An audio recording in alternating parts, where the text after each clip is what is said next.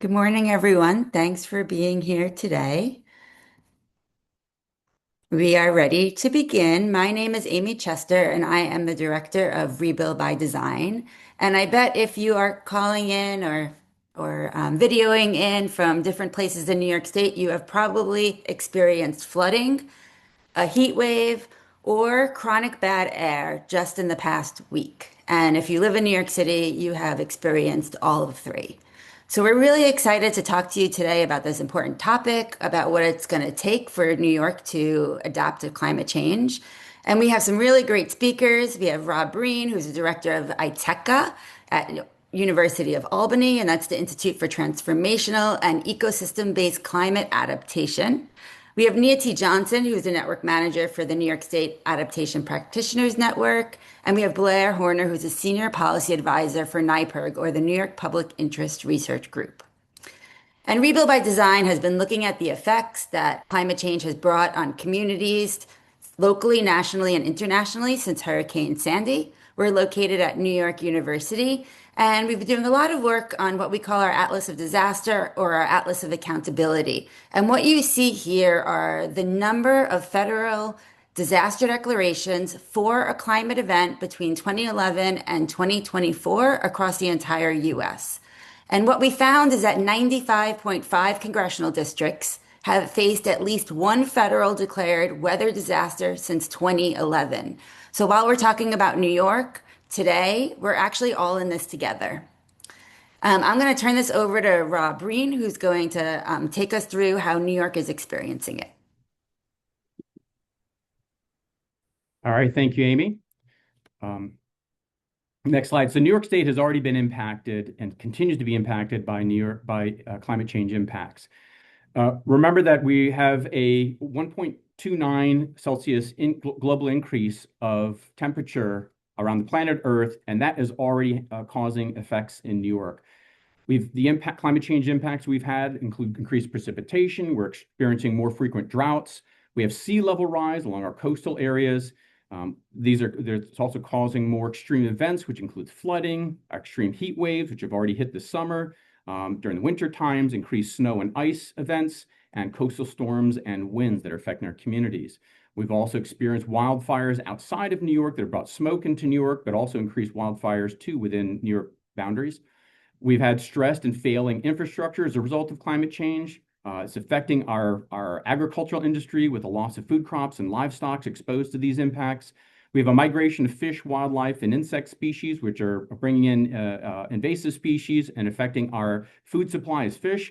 And then also human climate migrations as folks are leaving places that are most impacted and moving around. And because New York is a coastal state with 2,625 miles of shoreline, coastline sea level rise has risen almost a foot in the past century. And the projection is for New York State that we're going to have another 1 to 2 feet of sea level rise by mid-century. New York State does not yet have a statewide map that reflects these anticipated inland and coastal flooding areas from sea level rise and increased precipitation. There's not currently a statewide climate change adaptation resilience plan. And then the adaptation efforts throughout the state remain fragmented because of the lack of that coordinating plan. And many of the New York State local governments haven't yet developed a climate change adaptation resilience plan. We have increased costs as a result of these impacts. So since between the years of 2011 and 2024, there have been 23 federal disaster declarations in New York State. Every single county in New York State has been affected by climate change impacts and disasters. And that's meant more than 27 billion of federal support have come into the state through FEMA and HUD dollars. And climate disasters have cost the state more than 35.8 billion in damages since the year 2000. So New Yorkers are already paying for this as taxpayers, as folks affected by this. The average New York homeowner is paying $1,000 more annually for home insurance. This is since Hurricane Ida hit in 2021. And those premiums for insurance have risen approximately 19% since 2018. And then from the period of 2019 to 23, food prices for New Yorkers rose by 25% in the state. and they're expected to continue to rise. And this is because of severe climate change impacts that are affecting our agricultural sectors. The risky real estate has unfolded as the market rate value of New York City properties in the floodplain. It's already risen about 44% since Superstorm Sandy, and it's now at a value at $176 billion. Keep in mind what that means is that the demand as people are moving into these areas that are high-risk floodplain areas exposed to increased risk. And then we've also taken on additional costs as New Yorkers because of reduced wages and productivity. As 63% of the statewide total labor force, it resides in counties that are exposed to extreme heat as a result of climate change impacts.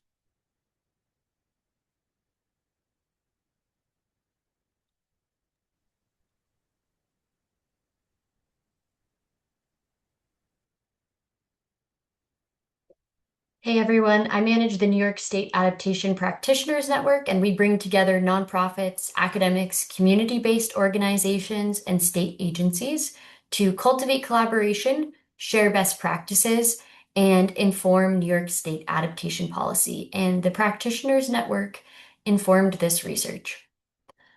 The Paying for Resilience in New York State report's primary goal was to quantify the amount of money New York State will need to spend on adapting our communities to climate change.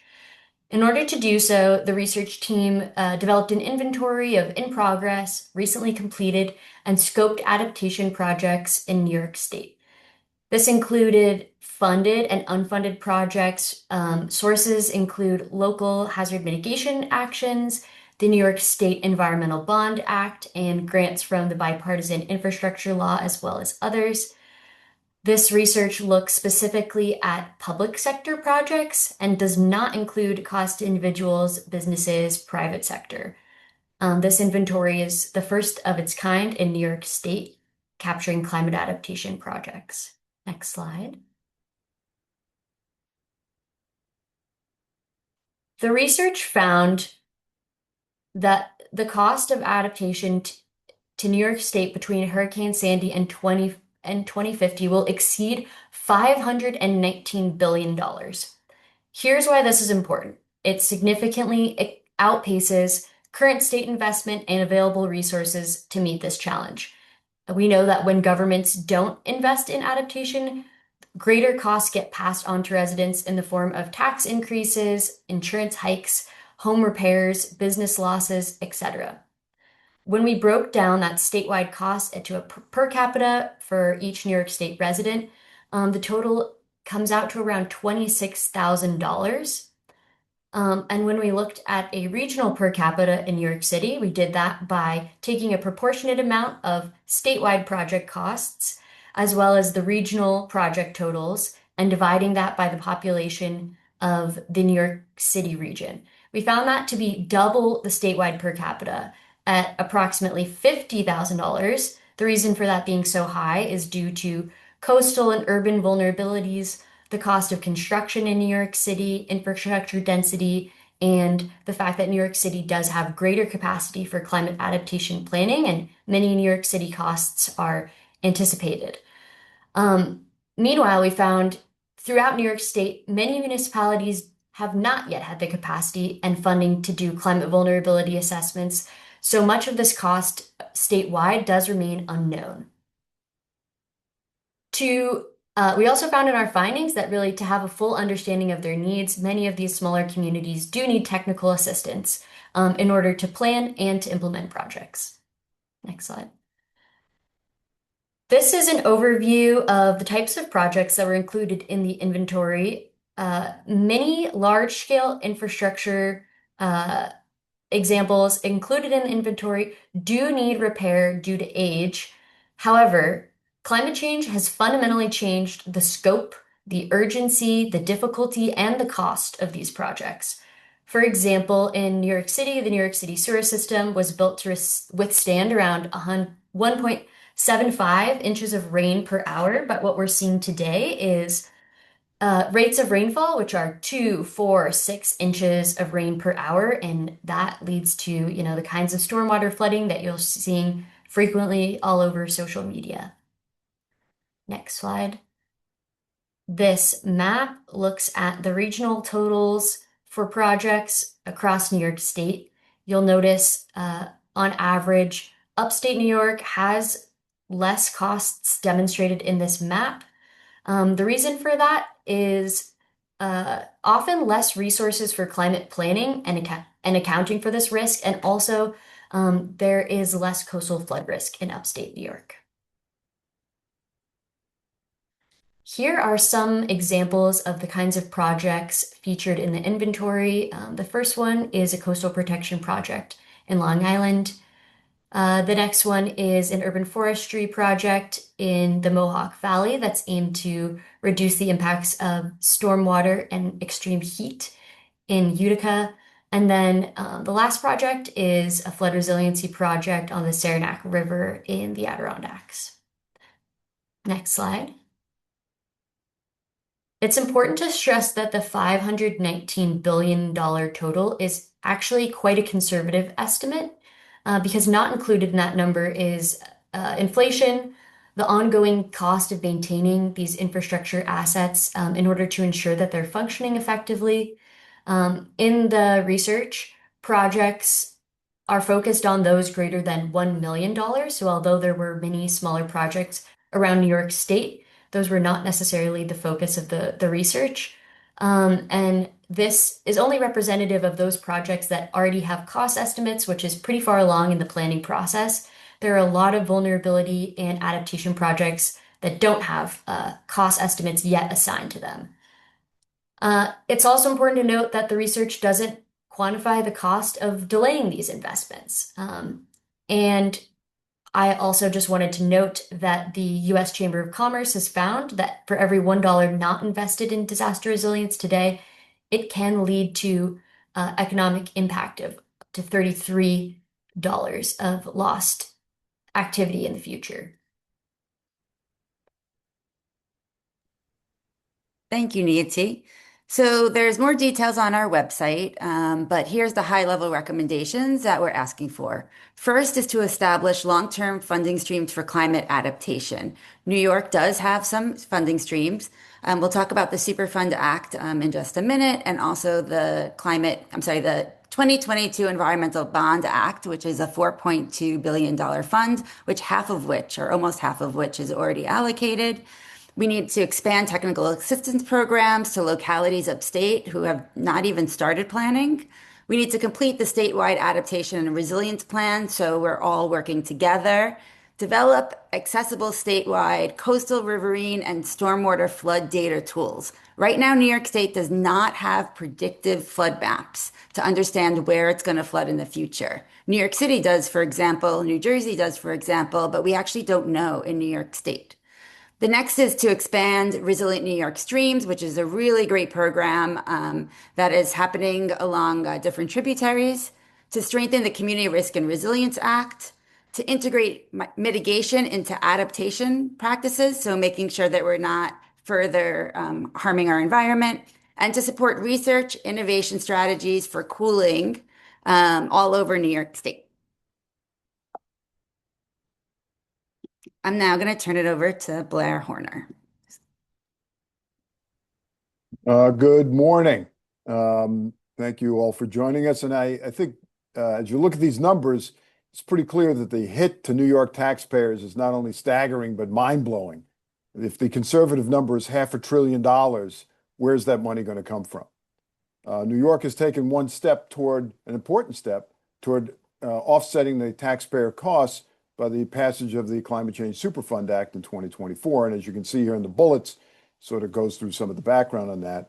But the basic idea is the major greenhouse gas emitters would be on the hook for offsetting some of the costs, climate damage costs in New York, to the tune of $3 billion a year for each of the next 25 years. That program is being challenged. The Trump administration is challenging it in court and has attacked it through executive order. There's also been congressional legislation to overturn New York and Vermont's laws in terms of the Climate Superfund Act. If they are successful, of course, that means that New York taxpayers would be hit again by the $75 billion that is currently going to be generated through the Climate Superfund. So this report underscores the need and, of course, our hope that New York prevails in court and through the Congress, and that the New York congressional delegation fights hard to protect New York's law, and the taxpayers get some help by making the major polluters pay. Back to you, Amy. Thank you all. If any of the speakers want to add anything when as any of the attendees are putting questions into the Q&A, you're welcome to add anything now. And I'll just provide a quick summary here that, climate change impacts are here in New York State right now. And these climate impacts are already severe and costly. The New York State taxpayers are already picking up the cost of these impacts. And as climate change effects, they increase because of the inadequate and delayed efforts globally to cut greenhouse gases. Climate change impacts are only going to continue to increase in New York State. These climate change impacts are hitting New Yorkers faster and more severely than state and local governments have the ability to respond through strategic plans, through funding, through implemented adaptation and resilience measures. And then this report highlights the local acknowledgement, need, and demand for effective climate change adaptation measures and the need for universal adoption of implementation of these effective plans and then funding that. Thanks, Rob. Do you have any questions from any of the participants? And panelists, feel free to turn on your camera. Our first question is asking about Mayor Mamdani's announcement. We understand that Mayor Mamdani is announcing the $10 million that was in the city budget that is going to go to the Coastal Bureau. We are very excited about that. This is a Coastal Bureau that was created by Mayor Adams and never funded. It was always promised to have full funding, and I think 30 people staff was the original promise, and it has had close to none. So this is very exciting that New York can finally start planning for its 520 miles of coastline. I'll also add that we have examples of regional projects. So if you are tuning in from a different region than we are, well, some of us are in New York City, some of us are in Albany right now. We do have example projects for you. And also Joanne is going to put in the chat this PowerPoint in case you want to refer back to it, which also has the example projects at the end. We have a great question about how planning for climate change saves lives in the long run. And this is, this is kind of the heart of the matter. Like, climate change affects New Yorkers' lives and livelihoods. We have seen this over and over again. Hurricane Ida killed a number of people, both in New York City and New Jersey, who were in their basement apartments or who were driving on highways where floodwaters came rushing in too fast for people to respond. So just last week, people are being pulled out of the same situation when we had really intense and heavy rainfalls. And two people died what was it? I think it was last summer, or maybe it was September. Two people died, one in Flatbush and one in Washington Heights. So this is really affecting New Yorkers' lives and livelihoods, and it is the backbone of why we do this work. Niti, there's a question about the per capita. Can you explain the costs that are being anticipated in New York City and how that's a factor for why the number is significantly higher? Yeah.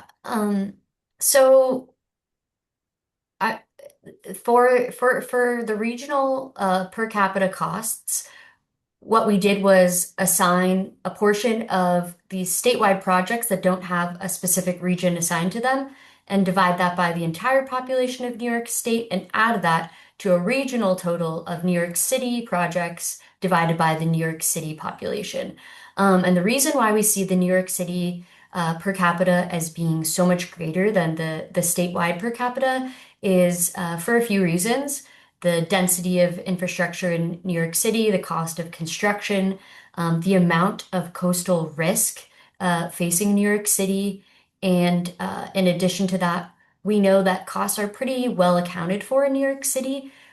We're just better able to plan for the kinds of climate impacts that New York City is seeing because of the Department of Environmental Protection and as Amy was discussing, the newly funded Bureau of Coastal Protection in New York City as well.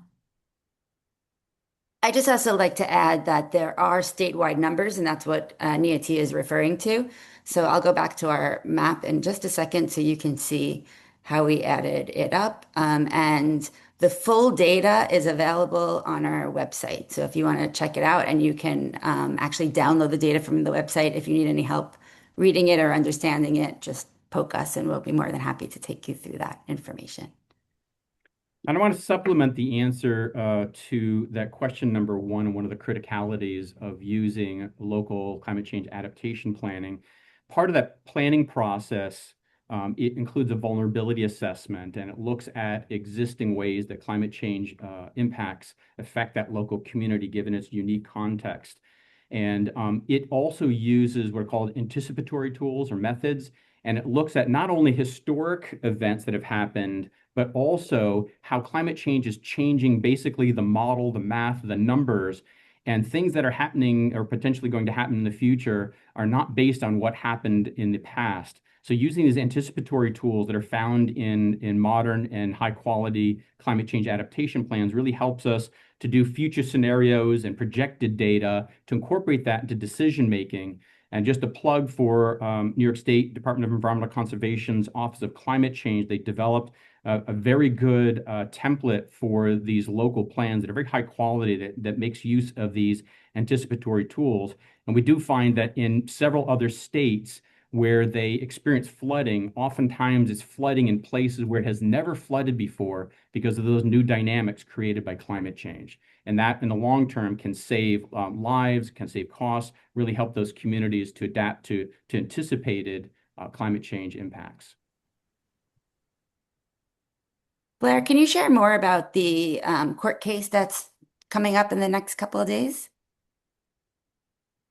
Well, there are three suits filed against New York's law. Two are in the Northern District. One from the president arguing that the law is unconstitutional or illegal. One also brought by the red state attorneys general.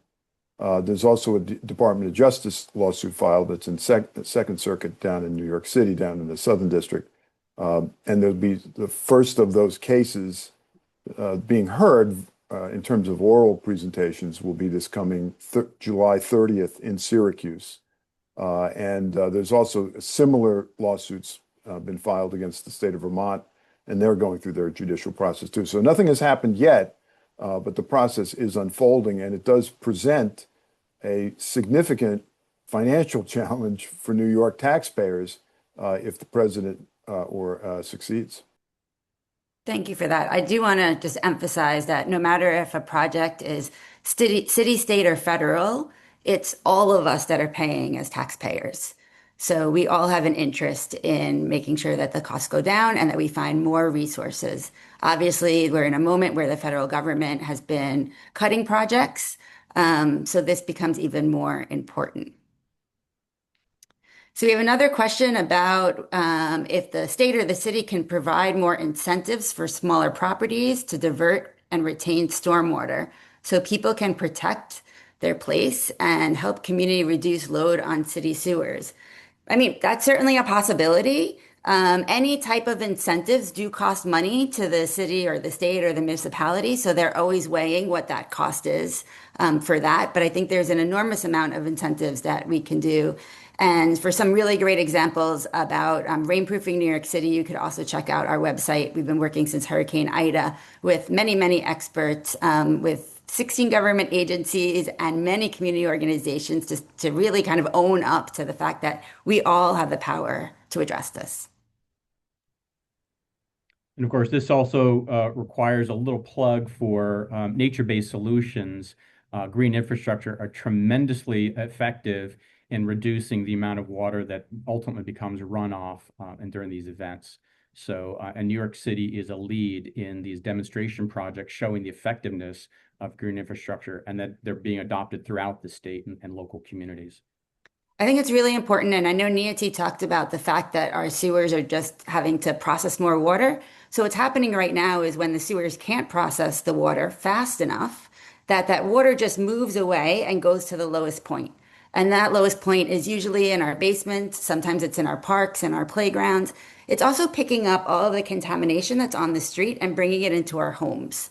So if you think about this, like we all need to work together to make sure that this water goes to places that are safer before the sewer can catch up. So that's what green infrastructure does. It actually holds the water outside of the sewer system, which gives the sewer a chance to catch up. You may have also realized that when it rains really hard and we flood, it doesn't take too long for the flooding to go away. You know, it's just really a couple of hours, and that is our sewer system that is working to be exactly at capacity that it was built for.